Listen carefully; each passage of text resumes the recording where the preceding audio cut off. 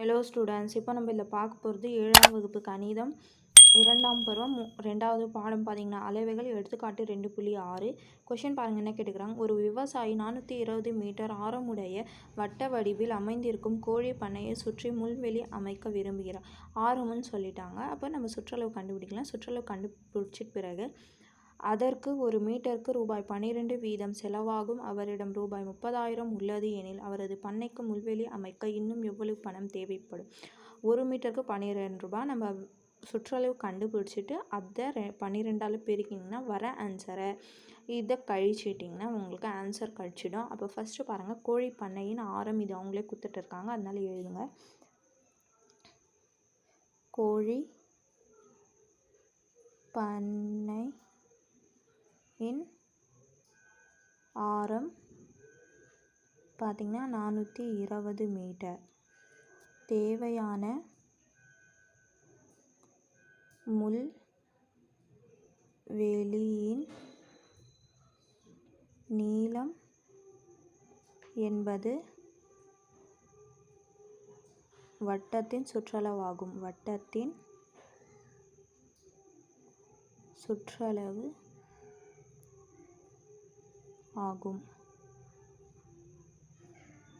அப்போது வட்டத்தின் சுற்றளவு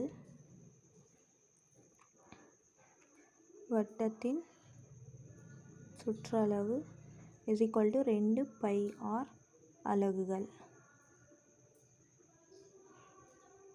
அப்போ 2 பெருக்கல் பை என்ன சொல்லியிருக்காங்க, 22/7 பெருக்கல் 420.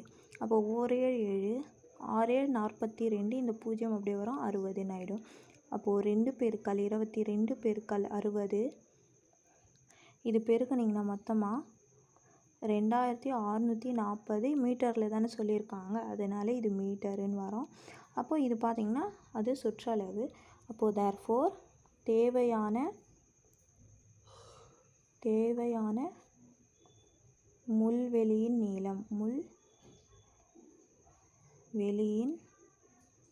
நீளம். அப்போ ஒரு மீட்டருக்கு 12 ரூபாய் செலவாகுதுன்னு சொல்கிறாங்க, அது எழுதுங்க. ஒரு மீட்டருக்கு ரூபாய் 12 வீதம் பண்ணைக்கு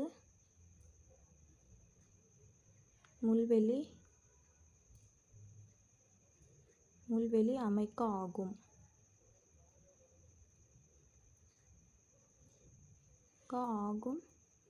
செலவு பார்த்திங்கன்னா 12ஆல் இப்போ நம்ம சுற்றளவு கண்டுபிடிச்சோம்ல 2640ன்னு பெருக்கிட்டிங்கன்னா என்ன வரும், ரூபாய் 31,680. ஆனால் அவங்கக்கிட்ட காசு எவ்வளோ இருந்துச்சு, 30,000. இதுலேருந்து அது 30,000 நீ கழிச்சுன்னா அப்போது அவனிடம் உள்ள தொகை ரூபாய் 30,000 என கொடுக்கப்பட்டுள்ளது. இது கொஷினில் கொடுத்துருக்காங்கல்ல, அதுதான். அதுக்கப்புறம் தேர்ஃபோர் தேவையான தொகை இஸ் ஈக்குவல் டு 31,680 கழித்தல் 30,000. அப்போது 1,680 ரூபா அவங்க இன்னும் தேவை அவங்களுக்கு. புரிஞ்சுதுங்களா? அவ்வளோதான் இதுக்கு ஆன்சர். எடுத்துக்காட்டு 2.6 முடிஞ்சிச்சு.